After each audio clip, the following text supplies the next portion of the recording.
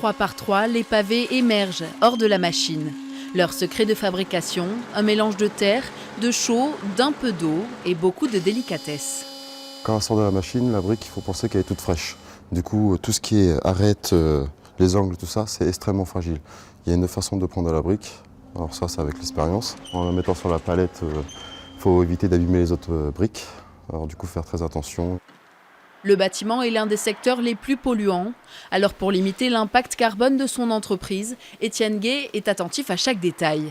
La terre est extraite d'un chantier situé à moins de 30 km et les matériaux sont réutilisables après destruction. Pour l'entrepreneur, ce matériau ancestral représente l'avenir dans le secteur du bâtiment. La terre permet de faire du high-tech en termes de confort avec du low-tech à base de choses simples. On arrive à avoir d'excellentes performances du bâti et finalement ce que les maisons que faisaient nos ancêtres étaient nettement plus confortables que tout ce qu'on a pu faire depuis les années 40.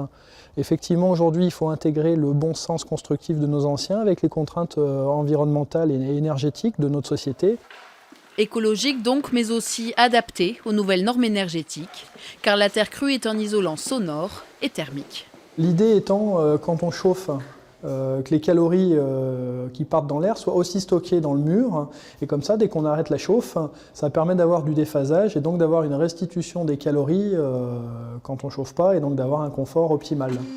Au cours des prochains mois, l'entrepreneur prévoit de faire breveter et de commercialiser sa presse à briques, un modèle unique qu'il a élaboré lui-même et qui permet de concevoir près de 600 000 briques par an.